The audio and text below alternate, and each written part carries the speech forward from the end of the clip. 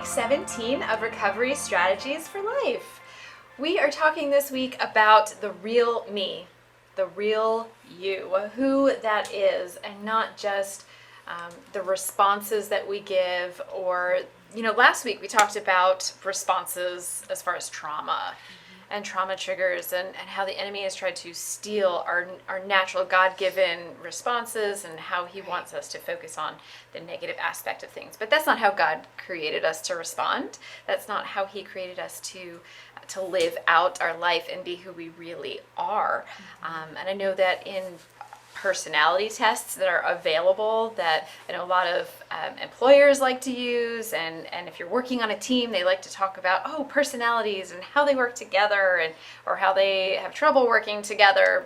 But when we're measuring personality, we're really just measuring a response. And that's not necessarily who God created us to be. Sometimes our responses change over time depending on how broken we feel or how much healing we've experienced. And you've seen this happen in your own life as well, Evonna, right? Right. Well, not just my life, but my client's life. I think Paula's experienced this, that our personalities do fluctuate. And there are some out there that counselors and professors that want to say that you're born with a personality and that's who you are. Well, yes, because we are created in God's image, and so if that's our personality and we're walking in likeness with him, then yes, that is your personality. But what I have found is that the more I heal and the closer I get to God, then the more I reflect his image and less of me and my sin and the junk that I've been through. What about you, Paula? Well, that's the biggest thing, was taking personality tests before I really started this deep, intensive healing journey, and then taking the personality test 10 years later. And they aren't in the same family, in the same group of personality, breakdowns anymore, because before, the trauma and the damage and the pain and the addictions, all these things had shown me as a shut down person with no sense of humor, no ability to relate well in a group, that needed to either be in charge of things and be dominant and direct, or shut down and not participate at all. And it was interesting to find out that later it's a completely different breakdown. And who God made me to be hasn't changed. My DNA hasn't changed. But through healing, my responses to situations, my preferences, my way of handling things, my way of relating to other people has changed dramatically. And that's strategy number 23 is we're talking about who am I? Who am I really underneath this? Who did God make me to be? The real me. And it's sort of emotional DNA, so to speak. And our true emotional DNA should reflect God. Yes. And that's when we start understanding that we're made in God's image, and we've talked about this before, and we've talked about all the things that can scramble that and mess it up with trauma and damage and addictions and training and filters that help us see things in twisted ways or warped ways, or we're just not in tune with who he made us to be. And I had said previously that trauma had made it where I was kind of scared of changing because I didn't know who I was going to end up being. And here we're talking about the fact that God created us to be a certain way with certain gifts and talents and capabilities, but a lot of circumstances and training and other things can really warp that, twist it, scramble it up. And if we get to heal and work forward in that healing, we can be closer and closer to the amazing person that God did create us to be, with all the unique characteristics that come with that. Well, and I think, Paula, you've said before that you didn't used to think that you were funny at all. Oh, I wasn't funny at all. And we seem to disagree. Well, I don't know, but I do remember early on in our friendship when Paula said that she was not funny at all, that she really didn't have a great sense of humor. And she was very serious about this, and I just thought, are you sure? Because by the end of that day, she had me in tears. I was crying from tears of joy because I was laughing so hard at just a speech that she had written, and it was hysterical. Going, what are you talking about? Are you not tracking here? But that was very real for her, that time of not having that sense of humor and being able to laugh a lot. And now, because there's been so much more healing, we're cutting up all the time. We do laugh a lot, and it's fun to play with things like humor that God's given us as a way to enjoy life and to bring joy and laughter, which heals, bring that into other people's lives. But that has definitely been a symptom of healing in my life that I did not have previously. When you shut down emotionally, you shut down the ability to laugh. I couldn't laugh out loud. Now I laugh till I cry, till I want to roll on the floor and fall apart. In fact, that was a few minutes ago. But it's awesome to see where God can heal and restore those areas to the gifts and the really neat characteristics that can include a sense of humor. Who knew? And that's one of our strategies, that emotional release. Laughing can be an emotional release. Yes, very healthy emotional release. Right, with huge benefits to us. And science proves that. The medical field proves that. There's so many ways that we're not just making this stuff up. This is all, Google it. This is information that's out there, and we get an opportunity to see how, as we get rid of that damage and the mud that you were talking about that gets slung on us and whatever, we have a chance to see the beautiful, different, unique characteristics God's given each of us. Unique characteristics that God has given to each of us, and He hasn't given us all the same characteristics.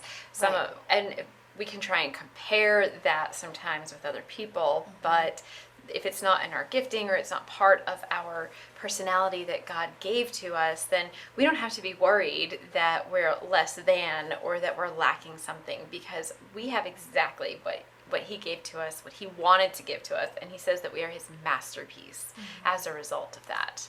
Well, and that we're all a different part of the body. There's one body, but many parts to it. Right. Ginny only has one arm, not two.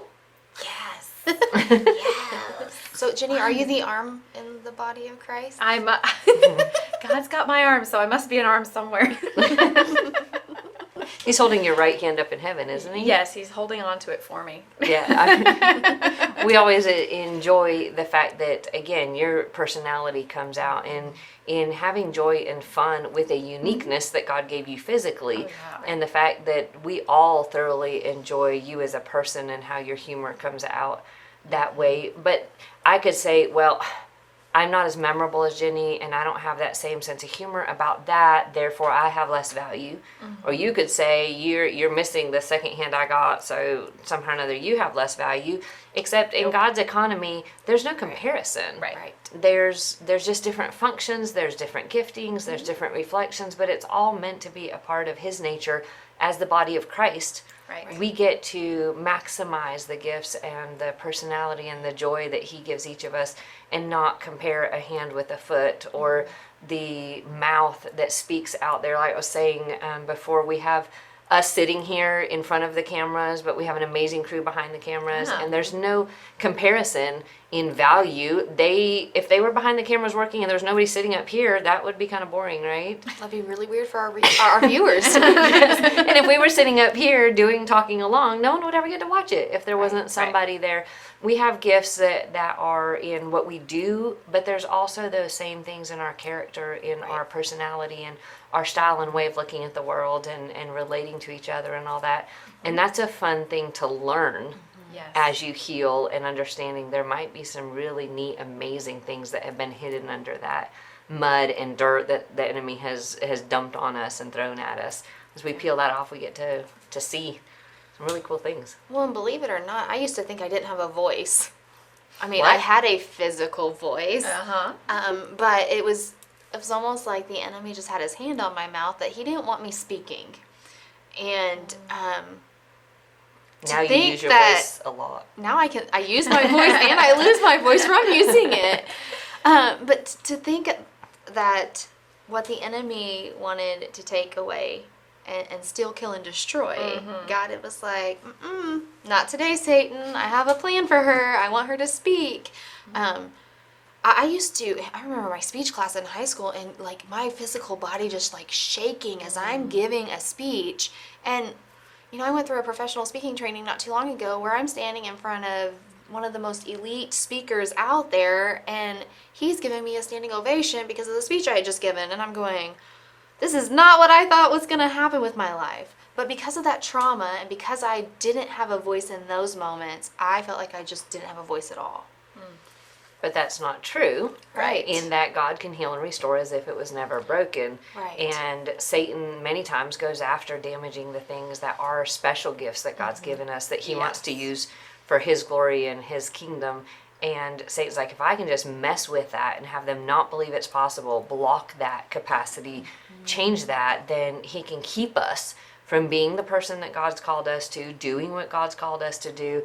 And he goes after your voice because God wants to use that voice. Right. He goes after the humor because God wants to use that humor. He does destructive things in our lives, and then he tries to get us to compare with other people, and then, oh, well, I'm not the best at, or I'm not whatever, and then shut it down even more so that God can't bless us and others through the gifts he's given us that are unique to our calling and purpose. And to start recognizing that and changing it, we have to go to strategy 24, which is recognizing and replacing lies that are specific to our character and our personality and who we are, because we want to be the person God designed us to be so that we can actually step into our calling and our purpose and not be believing the lies that keep us from that. And so, Ginny, I know you really like to coach your clients when it comes to this first practice that we want to talk about. Yes, this is we've talked about this and how we want to take every thought captive and make it obedient to Christ, and this is just going even deeper into that, so you have the tools that you need to really recognize those lies and then replace them with the truth. And the first thing that you want to do is to practice mindfulness. This is a practice that is going to be helpful for you every day in daily life, not just sometimes, but if you can be aware of your thoughts and where they're drifting, it is something that you will need to practice and to maybe put some reminders up to see something visual so that it just kind of one more reminder, I need to be practicing mindfulness. Where are my thoughts drifting? And don't be afraid to dig in and be curious about your own thoughts, because sometimes you're just not sure where they're going. We can have a wild imagination. And then that helps us to actually take those thoughts captive. We can't captivate them without paying attention to them. Right, and a lot of times we're sitting there with, we're escaping so much, we're wanting to run away from ourselves and our thoughts so much that we literally aren't capable of understanding and seeing where we are. And that's one of the things that asking God to help us, asking our accountability, people, our friends, those around us, because a lot of times those thoughts leak out our mouth. Yes. And we are saying it. We may not realize it, we may not remember it, but it's coming out. And when you ask somebody who loves you and that you trust to say, hey, do you mind kind of pointing out where I'm at, what I'm thinking, kind of the direction I'm going, it can be helpful in doing that so that you can start recognizing it and taking those thoughts captive. Actually grab them and say, wait a second, I don't want to have a thought that says I don't have a voice. Right. Right? Well, and that's also, the enemy is the one that's coming in and shaming us for those thoughts. Right. Ever felt some shame? I have. Yes. And we will get to later on about getting the shame off of us. But one of those ways is to take those thoughts captive. When I'm feeling ashamed or embarrassed because if I get up there and I say something wrong, well, if I'm allowing the Holy Spirit to come and dwell in me and fill me up, and I'm asking Him to be the voice, then what do I have to worry about? No, and if people laugh, okay, so people laughed. If people respond however they want to, coming from their place, that's still not a judgment on my value once I understand my value. So we're back to, again, many times it's what's the worst that can happen. If I'm real, if I'm out there, what's the worst that can happen? And I am not responsible for how they react anyway. No. No, that's between them and God. Yeah. There's the private thoughts. Right. Yeah, it's a whole different thing. But we don't need to own the shame. We don't need to go with that, whether it's in our thoughts or other people's responses. Instead, we can dwell on God, on His Word, on time and relationship with Him, on worship and Scripture, and a lot of the things we've talked about previously as healthy coping mechanisms. We can dwell on that so that we can start recognizing the lies as the thing that's different or comes against that. Right. And a lot of times, the more time we spend in the Word, the more familiar we get with what God is saying, what the themes are, this love and this freedom and this joy that's available, and forgiveness and all of the things that are themes, redemption and healing and all of that. But what does it really say? If you're not spending time in the Word and you're not letting that sink in, and you think, oh, I know most of these good Bible lessons, I'm listening to what these guys are saying, and they're mentioning, different places and different truths that are in the Word, so that should be enough. No, it's really not enough. We need to know what the Bible actually says. That's why Evonna spent 90 days reading through the Bible, why Paula continues to read through the Bible every year, why I spent time reading cover to cover in different versions so that I know what it says and then can see it maybe in a different light in different ways. Well, and you can ask God to help you with those thoughts that maybe are coming in that maybe you don't agree with, and you don't understand why you don't agree. Mm-hmm. If you don't agree with it, then it's a possibility that it's a lie, and it's not who you are, and it's not aligning with God's Word. Mm-hmm. Absolutely. And to understand more about that, bringing in those trusted people again, like I said earlier, and putting those pieces together so that we are having help. Because when my worldview was so twisted and my perspective on people and relationships was so warped, I wasn't capable of seeing a lot of the lies that I was believing until I had a counselor point them out to me. Mm-hmm. I had a healthier friend and accountability partner. Paula, do you realize you're saying this? Do you realize you're believing this? You know this truth, and that's not aligning with it. Are you realizing that? And I'd be like, what? I am? Oh my goodness, I am. Because I wasn't healthy enough to see that. But God puts people in our lives. He gives us opportunities to start recognizing and separating those lies from the truth. Mm-hmm. And especially when we have trauma giving us a sense of self-hatred and wanting to attack and put ourselves down and apologize for everything when there's no reason, and sitting there saying, oh, but I'm not capable, I'm not funny, I'm not whatever it is, where we're sitting there putting ourselves down. And instead it's, well, what's the truth? Yeah. That active listening that counselors love to do. I have a counselor friend who will say, okay, stop.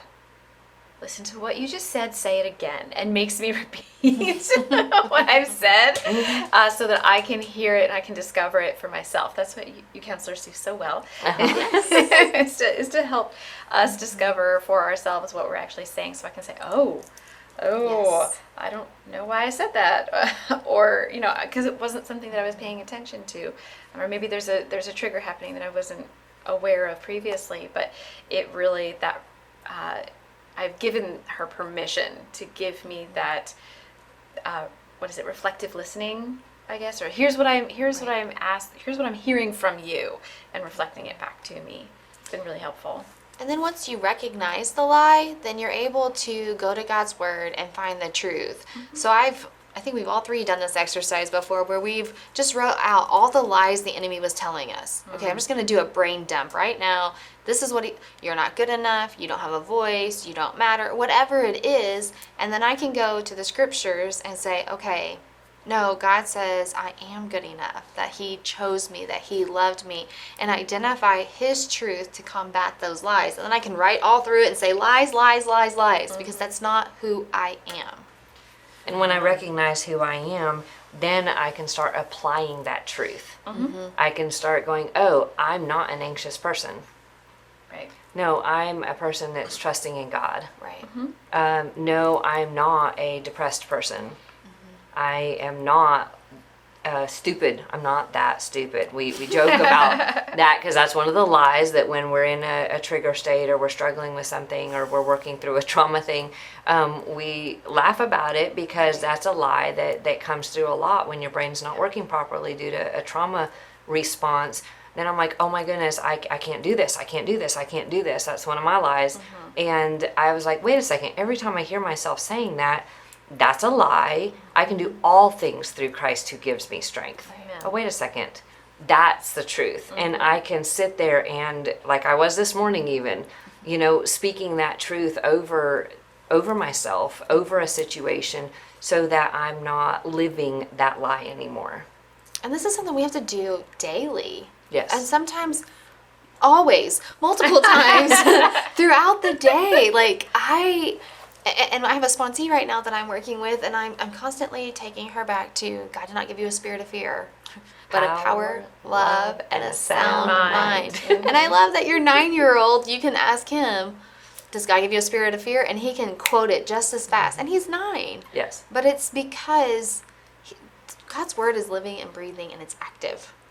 And it makes a difference when we're understanding that healing and that process and that identity change. The lies are so much easier to recognize, like you were saying, the slinging mud. Right. If I know what it looks like to be clean, if I have seen the truth of the beauty of who God created me to be on the inside, and then you speak a lie over yourself, somebody else speaks lies, like, wait a second, that didn't fit anymore. Right. I'm not supposed to be covered in black goo, I'm supposed to be clean, and I'm supposed to be a person who has joy in life and reflection of God's character. And I love the fact that the more we speak the truth and write the truth and learn the truth and have the people around us speaking truth into us, the better it connects our relationship back to God, more and more closely, to each other, better relationships, stronger relationships, more joy in life in all of that. Because truth always brings life, where lies bring death and destruction and such a mess. Yes. And that separation that happens as well. All those lies that we keep talking about bring separation in our relationships. But when we recognize a lie, and I had said earlier that the lie that I believed was, you are not enough. And I had to bring the truth into every area of my life and go to God and say, am I enough for you? And he said, I created you in your mother's womb. You're this masterpiece. I knew every inch of you. This is exactly who I wanted you to be. And so I could say, okay, good. That's it. That's with me and God. We're good. And then bring that into my relationship with my friends, and then my family, and then my coworkers, and how am I at work? Am I enough at work? I can't be all things to all people. I wanted to do that for so long, but who God made me to be is truly enough, and I have to assign that specifically and go looking for what's the next area, and how does this play out? Because how it plays out with my employer is going to be very different from how it plays out with my parents or in my relationship with God and Christ. And I realized at one point when I was learning this identity difference in my own healing journey, that where people would give me compliments on things, I constantly cut them down, downplayed them, and took value out of it. Oh, you have such a gift for. Oh, no, I don't. No, I don't. That's not anything. That doesn't count. That doesn't matter. And one day God really convicted me about that and said, Paula, this is a gift I gave you. Every time you discount it and brush it off and pretend it has no value, you're saying that what I gave you wasn't good enough. Right. You're cutting down the part of my nature that I gifted to you as a part of the beauty I wanted in you. And you're discounting it, you're trashing it, you're throwing it away, and you're saying that what I gave you wasn't good enough. And I was like, whoa, God, I don't mean to be doing that. But I think we all do it in so many different ways when we cut down our bodies and our body image, and this isn't enough, and I'm not smart enough, or I don't have this gifting, or I don't have this personality. I wish I were more like her, him, and them, and I wish I could. And we're sitting there going, God, who you designed me to be just isn't good enough. It's not right. It's not the best. And do we really mean to be doing that? No. So I started saying, you know what? It says that men would see our good works and glorify our Father in heaven. We have the opportunity to say, you know what? Thank you. Thank you for seeing that good thing. Anything I have is because he gave it to me. Any good thing in me, any characteristic, any gifting, any part of the beauty in my life is only because he created me that way, or he gifted it to me, and I can own it and give him the credit for it. Isn't that cool? Yeah, and sometimes it's a little bit easier as we're working through, like you were talking about, Ginny, taking that truth into all areas of your life. Sometimes it's easier, at least for me it was, to take it to certain parts of my life first. Right. And so I can take that truth in with my friends or with my relationship with God, but maybe it was still a struggle with my family. And so that's the area that God continued to prune on and work through. Right. But just because I couldn't go out to all areas immediately Right. didn't mean that anything. It just meant that God had a plan and he had a purpose, and it was going to take time. Progress, not perfection. Heard that Yes, somewhere. I think I've heard that. And that maybe it's a journey and not a destination. Oh, yeah, I might have heard that Oh, before yeah. too. These are good. Whoever came up with them should just give themselves a pat on the back. Absolutely. Okay. We do have a lot of fun, and I love that Yes. about God putting us together as a team and getting to do this kind of work, that we all have strengths and we all have things we bring to the table. And that's true of all of you out there. Everyone has been created with beauty and giftings and characteristics and personality that are God ordained and designed, that are amazing and beautiful and perfect, just like he made you. And any place that is trying to tear that down, steal that from you, do harm to it, that's the lie. And we can always go to God in the Bible and truth to find out what the truth is. So as you're working through it this week, we pray that God would just begin to show you your true identity and show you the real you. We hope you have a great week.